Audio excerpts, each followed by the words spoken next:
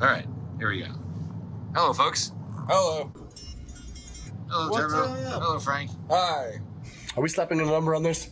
Yes, Welcome to SlapperCast. This is episode... number 290, believe it or not. Woo! Yes. Yes, good to have you here. We're on our way to... We are on our way to where? Where are we going, Frank? We are going to Bastrop to Gracie's Yes, to bring the house down. to bring the house down. Why am I wearing glasses? All right, so Chad, Yes. interview question number one. Yes. Yeah. So what inspired you to pick up the bass Pick up the pace. and start playing bass? Oh. What inspired you to stop, not doing anything? There was a friend of mine. Well, I was been playing guitar since I was 16, and a friend of mine. This was going back to it's like 30 years ago, in the early 20s. One of my friends, close friends, Paul, was doing a recording project at home, and he had recorded a bunch of 4-track demos of songs he had written. And a friend of ours had been there attempting to put bass tracks down. His bass was still lying there. Paul mentioned to me, this guy who was he's a mutual friend of ours, was having trouble figuring out how to play bass on this one particular song. Or he couldn't come up with a part for it. So I listened to the song and I said, "Oh, I know, I got an idea." In fact, Paul just said, "Well, dude, there's his bass. You play it." I was like, "All right." So I picked up, we tracked it, and actually that was the first time I ever played bass. But then I kind of just, as it sunk into me, I thought, you know what? I think I really want to play bass. This is fun. And so just one thing led to another, and by the time I met Patrick, that's really what I wanted to do. I didn't really want to play guitar with anybody else, and I attempted to. Patrick tried to get me to play acoustic guitar with him first, and it just wasn't as much fun because he's a very dominant guitarist. It's not. He doesn't really need another guitar with him. And I just found it, just as a musical language between the two of us, it just made a lot more sense for me to be in the low end pocket with him, because there really wasn't anything else for a guitar player to do. And why is it that you preferred bass over a guitar? Well, I kind of just said it there. It's like there's something about it that it's a role that only one instrument can fill, and it also suits my personality because I tend to like to be able to fade into the background. I say it because I am up front a lot. Well, you have to be in this band, but I like the fact that I don't. And this has more to do with the fact that Patrick's the lead singer. You'll notice I'm not on the mic very much. True. Yeah, Patrick's kind of front and center most of the time. And that.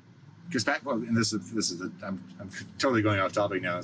All good. Rant and ramble away. Patrick's gift, and it's one of the things that gives this band its strength, is his stage presence and his banter on stage.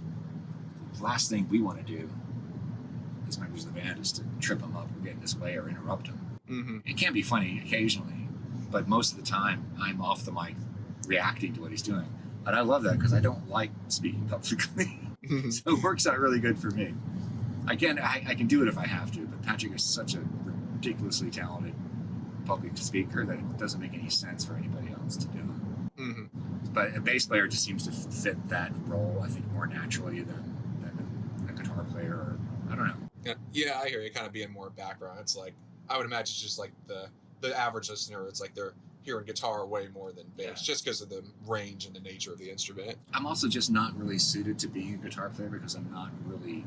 Most really good guitar players I know are all gearheads. Patrick wouldn't call himself that, but he is a gearhead. He gets obsessed with tones and is constantly coming up with new patches and stuff, and tinkering with his guitar sound. And I have no interest in that kind of stuff. I just want to play. I like to get my bass sounding one particular way. That's all I want. I don't want a whole rack of effects. That's just never who I've been. That's why even as a guitar player, I never messed with effects or anything. It's like, I don't care. It's just too much. It's like more things to break.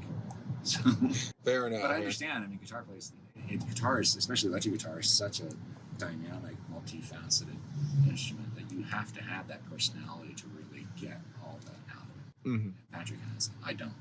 Oh, for sure. So that's has a lot to do with the roles that we fill in the band, and the reason why we works so well together. Mm.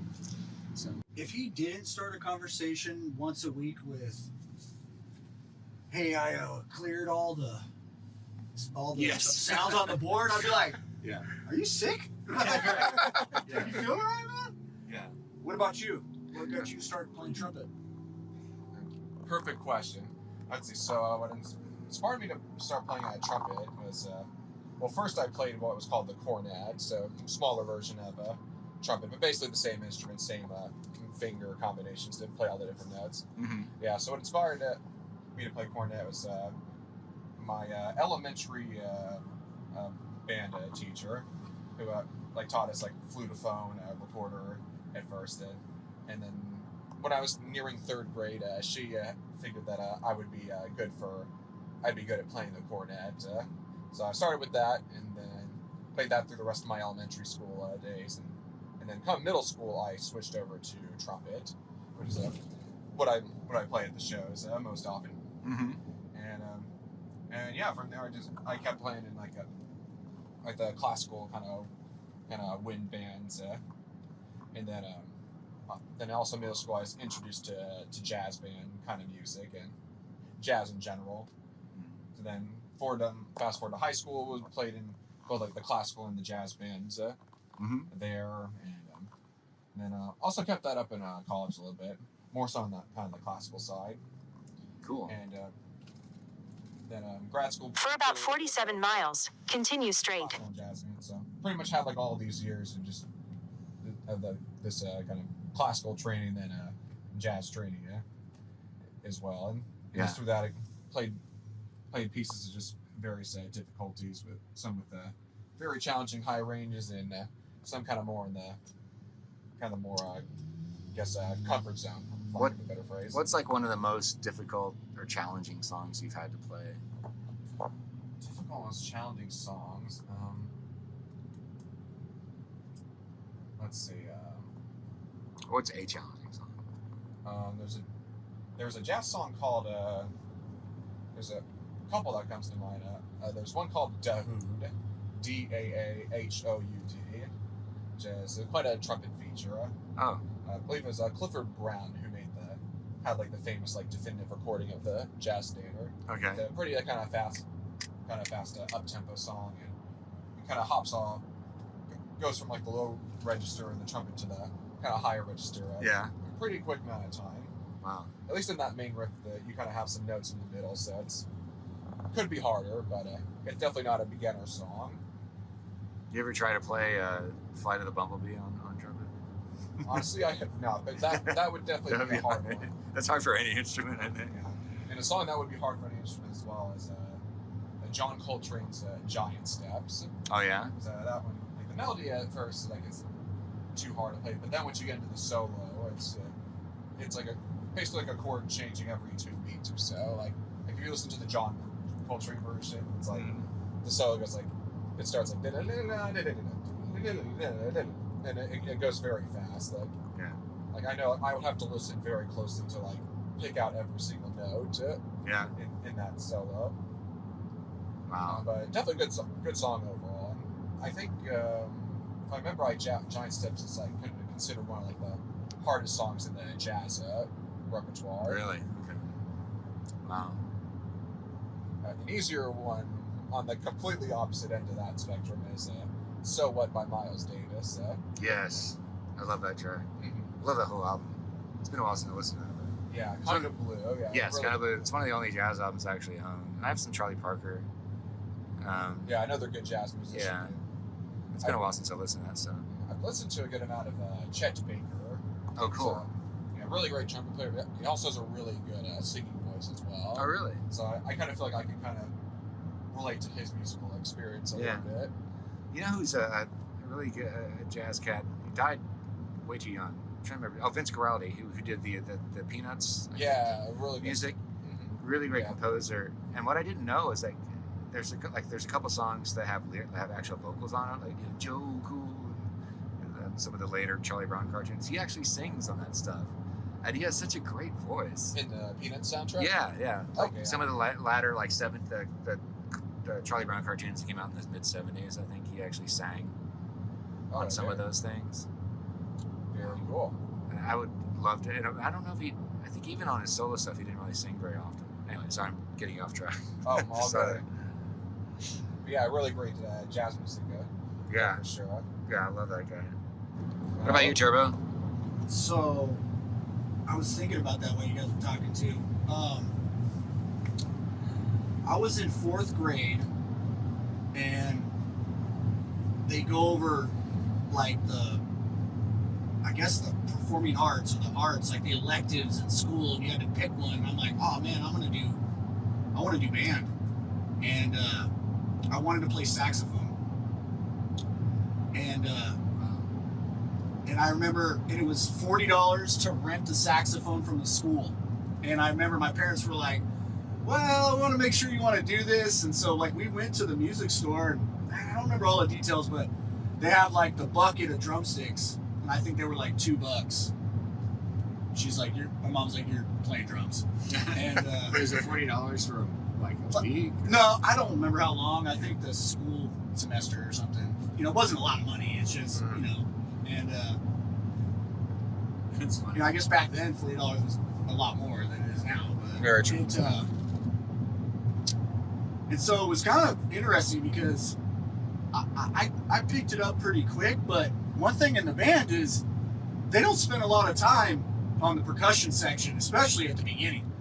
You know, they're really teaching people how to play, you know, their instruments, and you kind of just, I mean, we would just be sitting. And so everybody kind of sat, and I always I'd have my foot up, like, you know, my leg crossed on my foot, and I constantly was drumming on the soles of my shoes. You know, because the teacher was like, as long as I don't hear you, you're fine. And that's how I kind of taught myself in my pre-stages of playing, was just playing on my shoes every day in class. Yeah. You know, and then, so that way when it was our turn to get up to learn how to do it, I kind of already knew what to do. I had already taught myself, and so I moved into first chair pretty quickly. You know, everybody else was just sitting there. I was like, nah, I'm using this time to figure out what I need to do. And so I kind of just went from there. Even And I though could- Turbo was the master of time management. I don't know about that, but Yeah. that's funny. So what's a song that you remember playing in band when you were first starting to learn drums? First time, I think our junior high, this wasn't first, but I think Wooly Bully was one. That was like, that was where we marched down the city parade. And then we had our drum cadence, you know, in between Wooly Bully, but that's what we played down on McCulloch in Lake Havasu. We would go down the street. We did that a few years. And we did the Jurassic Park theme song one year, I think. And yeah, one year I had a broken arm. And so this gal, Jennifer, was in the drum line. She wore the toms, and I kind of stood next to her, and I played them one-armed because I couldn't carry it. She held it, and I played it.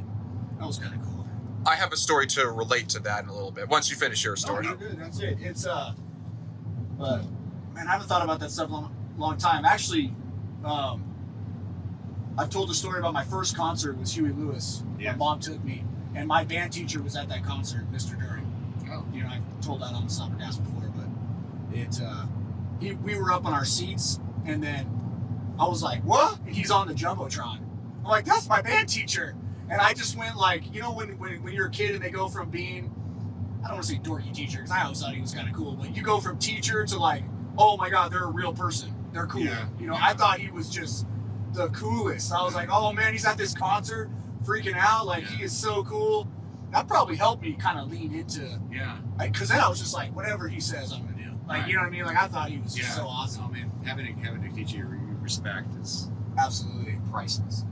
Yeah, you know, and he helped me back then. You know, he would help me get through things and you know, teach me things that we did. And like, you know, we do like solo and ensemble, and we would go do our solo performances. And you know, I would go after school, and you know, they would help me to where, you know, because I was like, man, I want to get the best score I could get. You know, they would really help me kind of work on my chops to go back to do all that stuff back then. Yeah, so my story is kind of a follow-up from Turbo's broken arm story with the drums. So back in elementary school, I was playing the cornet. I believe I was in 5th grade, and the concert band had the honor of being invited by Disney World to perform there, and it was like a week-long trip or something like that. So it was like a month before the trip. I was into skateboarding at the same time, and at the point I was actually thinking about possibly being like a professional skateboarder, kind of like Tony Hawk, in other words.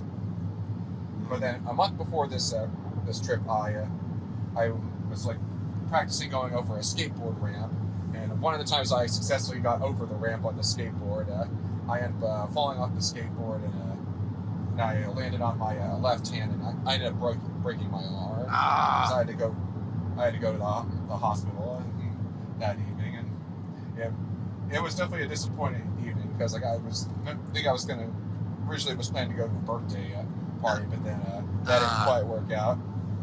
So then so it was a month before this trip, and so then so I was in like a split for a few days, and then I was in a cast. Yeah. But thankfully, so the when I got the cast, it didn't go past my elbow. It was like about from my fingers kind of Right. down to. I had the same. That's a different story. Yeah, I broke that same arm in a similar way, roller skating. So yeah, I know. That sucks. So then from there, when I had that cast on, thankfully I don't need my left fingers to like play the cornet valves. It's the right hand. Oh. So I was still able to hold the Yeah. and play my instrument. Oh, good. So thankfully, I was still able to go on the trip and like play good, parts good. with the band. Yeesh. And I think I had to. I think like kind of for the foreseeable future at the band trip and just in general, I had to be mindful of not getting like participating too much in like activities that like involved water, like swimming and Right. stuff like that. Yeah. But yeah, I think I still think I had like just as much fun on the trip, and so I was able to perform and just be a part of that experience, because it was definitely a huge honor to have the band be invited by Disney World to perform. No there. kidding. So I think that would have. So I was 5th grade. I think that was it was either 2005 or 2006. The band performed there. And, very fun trip. And How long did you have the cast on your arm? Remember? I think it was about a month. So Only a month. Yeah. It wasn't too long after that Okay. trip that I went back to the hospital to get the cast removed. Yeah. The main thing I remember about that cast, actually, the first time I broke it did go around my elbow, and then they. What redid it color short. was your cast? Oh, it's like just beige, kind of boring beige. I mean, you can still remember the way it smelled, the weird plaster smell. Yeah. And mine was covered with, because people signed it, so it was like covered with all kinds of crap before. Yeah, a lot of You know, people signed yeah. it too. The main thing I remember about that cast though is it drove me nuts because my arm would get itchy. So I figured I tore a spatula apart and like was jamming the spatula. And there was one time it broke off and there was a part that was stuck in there. And I was like, oh no! And I was like, I thought my skin was gonna grow over it or something. And I think we actually did go in. I think the guy had to take the cast off and redo it because of that. I can't remember. I just remember that now. I'm like, oh jeez. Yeah, the one I had on went all the way up to here. Yeah. It was full blown, and I had that cast on for so long that they take the cast. It was a fiberglass cast, and they take it off and they put the next one on. Yeah. And they're just like, Yeah. it is miserable. Yeah, I guess that's what it was. Yeah. Fiberglass sounds familiar. Yeah. But same thing. We would take the coat hanger. Like, Yeah. you bend it, and have Yeah. it just like, oh, please. Like, God. Yeah, I you hate take it. it off and it smells so bad. You're Yeah. like, your arm, you're like, I'm disgusting. I remember my arm looked emaciated when they took it out. Did you have that too? Did it what? It looked emaciated, like the muscles and Oh, stuff. just full atrophy. Yeah. Yeah, it was smaller. Yeah. My arms are kind of small, but it was like, Yeah. nothing. They're going up. There's Yeah. bone and skin. Yeah. It There's all was stuff. weird. Yeah, we were talking this week about they were slagging me about all my gear. They say I've got a lot of gear. It's not true. And they were asking me about guitar tones and stuff. They're making fun of me. That's right. They're making fun of me because I use direct amps and backing tracks and auto tune, and they're giving me a lot of grief about that. So I just thought I'd come. I just thought I'd defend myself. Since they're just speaking so poorly about me. But yeah, there's a lot of great gear out there. This is now the year 1887, and they've developed the wheel and of course the beloved backing track. we are now, as you've heard many times here on SlapperCast, you've heard that we are using direct effect processors in place of amplifiers. So we have a lot of electronics now in place of what used to be other electronics, but much heavier, bigger, and louder, and much more obtrusive electronics. So we are using our in-ears in place of big heavy monitors on the floor and loud monitors and sound, blah blah blah. So but I've because I've moved from guitar amplifiers to a direct signal, i.e. an effects processor. It's basically a little piece of plastic with some machinery in there, some electronics that you can manipulate your tone to sound like, and it's not 100%, but it's manipulated to sound like the amplifiers used by by us in the past. And to me, it works well, and it's easier because you're not destroying the people in the front row or the people in the second and third row. You just I don't know. It's a lot more controllable, which we all know about control. The reason why I'm speaking of control, the reason why I'm wearing these glasses is because I was crying as I was just kicked out of Victoria's Secrets, or Victoria's Secret, or Victoria's Secrets. Yes, both of them. I was kicked out because apparently you're not allowed to try on the stuff, and if you are allowed to try it on, you're supposed to use dressing rooms. And anyway, I got kicked out. I was a little upset, but I'm okay now. So using the gear, the electronic gear, I don't read manuals, and I don't. I just, it's trial and errors. You've been to a show, you know what you're talking about. That's why we're cheap. I especially, and I'm chasing these ever elusive tones, guitar tones, and they're just they're in my head. I know what I'm looking for. In my ears, it just can't be found. And I've worked with great friends of mine who have been very, very patient and generous with their time, showing me what they've learned. And I, in turn, have shown them basically 4-letter words that you would not like to repeat to your grandmother when she's naked in the shower behind you. So I spend a lot of time on guitar tones and guitar gear, pieces of gear. Right now, what I'm using live on stage is the Line 6 Pod Go, which a lot of people are going to turn their nose up at. A lot of purists would. And you know what? I love them. I just hope they're having a wonderful night. I hope they're enjoying their backing tracks and their pitch perfect backing tracks and their extra greasy, undercooked, loud, beyond recognition backing track. I hope they're just having a wonderful night. And so to wrap all this up, the guitar tone is it's what you hear at a show is hundreds of hours, and you're saying for that. And I'm easily amused. I mean, I'm highly entertained. Very, very, very sidetrackable. Is that a word? It's easy to sway me off topic. And when it comes to guitar tone, when I find something I like, oh baby, I have a hard time putting it down. I think my neighbors will attest to this. I've spent maybe 3 hours on a essentially a riff, just because I like the tone. And then what happens is I leave the tone, I go away, I come back, and I play a little while later. I go, oh, do you know what this needs? And I switch it all up, and then I lose it.